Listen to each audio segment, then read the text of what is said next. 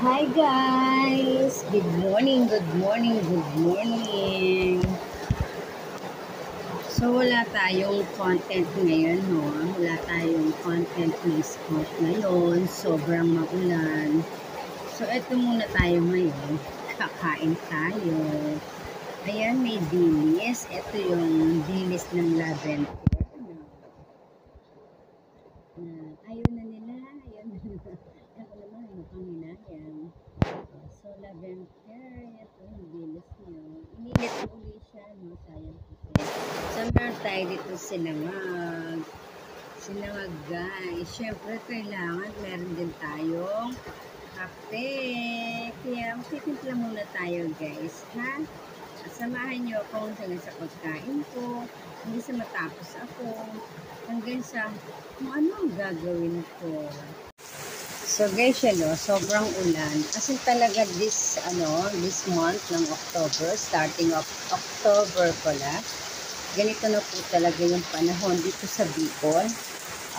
October hanggang March, ganyan na po yan. Kaya nakakasad kung wala kang naka-impok, nakatabing budget or bigas or grocery man lang. Kasi nga sa estado ng aking hanap buhay,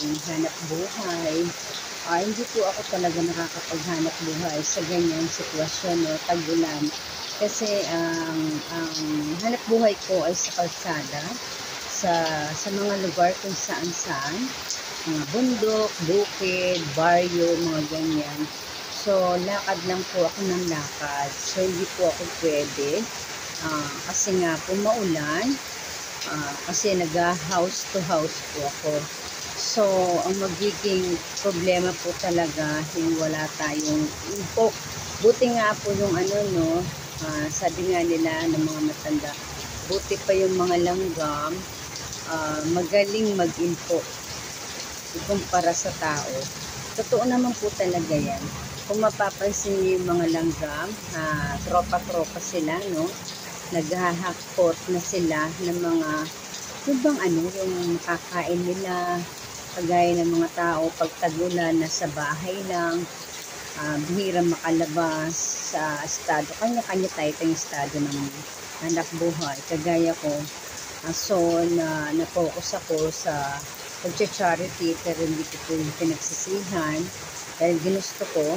Yun nga lang, naging hindi ako nakaka-focus talaga sa hanap buhay ko. So, wala akong info. Yung mga langgam, sige, pansinin nyo. Pag meron sila mga tangay-tangay na mga pagkain, yun po ay ini-impok nila. Kung nakaka-relate po kayo sa sinasabi ko at sa mga nakakapag-aral sa mga science, sa scientist, totoo naman po, no? At talagang ang mga langgam ay bago magtagulan sila po ay nag-iimpok ng pagkain nila at itinatago. Anytime po na tag-ulan na ganito, hindi talaga din sila nakakalabas. Tama po ba? So parang tao lang po yan, kaya kailangan pagdating ng tag-ulan, so dapat talaga may impok tayo. So hindi naman siguro tayo ganun hindi man buong buwan na ilang buwan na ganyan. Medyo tumitila din. So, kailangan natin talagang kumayod. Para emergency, tatawagan tayo ng ating mga mahal sa buhay, kagaya ng ating mga magulang or anak kung nangangailangan man din sila. For sure, yung mga magulang ko, pag tumawag yan, antimano, nakasunod na alam nyo na, budget nila. Kasi mga medicine, pagkain, normally hindi na sila nakakapaghanap buhay. Kaya kami mga anak, obligasyon po namin na ay bigyan sila isang big charity. Kaya nga, yung tunay na charity. Family first before sa ibang tao, before yun. Na-English na kahit konti. No? So, nasan kaya itong mga angkol ko? Yan ang kanilang yan ang kanilang lodge. Yan ang kanilang hospital. Pag natutulog sila sa labas, dito sila. Yan sila. So guys, ito yung panahon sa Bicol. Buti na lang po kahit pumunta yung Lavender at maulan. So, success po o naging ano nila, mission nila sa Bicol, no? First of all, yung makapag-abot sila ng ayuda or tulong sa mga beneficiary ng kagaya namin mga small charity vlogger na inahawakan nila. Na-meet po nila, no? Kahit anong pagsubok ang nangyari sa amin the time na naghahatid kami ng mga ayuda. So, very successful. At syempre, yung mag-get together kami, sobrang successful din kasi po, nandyan si Kuya Val Santos Matubang at Ate Edna Vlog, syempre, ang Key Boys at si Kalinga Prab at iba pang mga vlogger na kalam. So, nagsama-sama po kami at ako naman nandun din. Siyempre, part na rin po ako ng Lavender family at sila po ang naunang mag-sponsor sa akin. Kaya, naging proud din po ako, naging part ako ng Lavender family. At nakapaglingkod naman po tayo sa kanila at nakasama sa anuman lakad nila. Kaya, Lavender, salamat po ng marami sa pag-aabot ng pagmamahal, pag-aabot ng ayuda. Salamat po. Hindi ko rin po makakalimutan yung nakasama ko kayo. Basta napakasarap, daming memories, tawa. Basta tuwing pupunta po kayo dito, nandito po ako para makasama niyo pa ulit.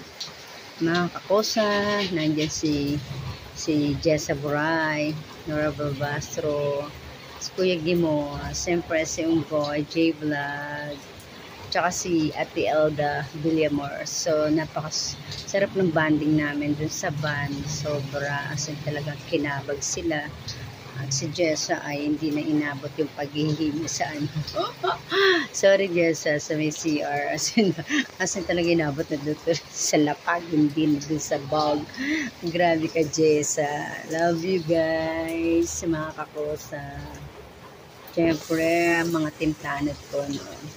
Tita Magalo. Salamat po ng marami. Sa pagmamahal mo sa aming timtanod, lalong-lalo na rin po sa akin. Laking salamat po at naging part kayo ng buhay ko sa pamamagitan ng YouTube. Siyempre, timtanod, no, nandiyan kayo para sumuporta kay tita at sa akin. Siyempre, sa ating mga ka-YouTuber na rin. Lalong-lalo na kila Kuya Val. At siyempre, sa Lavender, na lagi din po kayo nakatanod. Salamat ng marami. Guys, pag tag-ulan, ito lang yung talagang masarap na almusalan. No? So, wala akong itlog. Tinatamad akong lumabas para magluto ng itlog. Meron tayo ditong dilis, sinangag-ngag.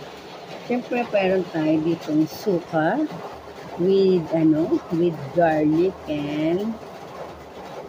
and sili. Also, meron din tayo kape para kompleto. Kain tayo guys, samahan nyo ako. So, mag-iisip muna ako ng pang-lunch mamaya, no? Kung pwedeng lutuin na much din sa tag-ulan. So, kayo guys, ano ang pwede natin iluto? Kain tayo guys. Kain po tayo. Sobrang maulan, grabe. Ayan ang ating almusalan ngayon. Kaya, kain na. Kain po.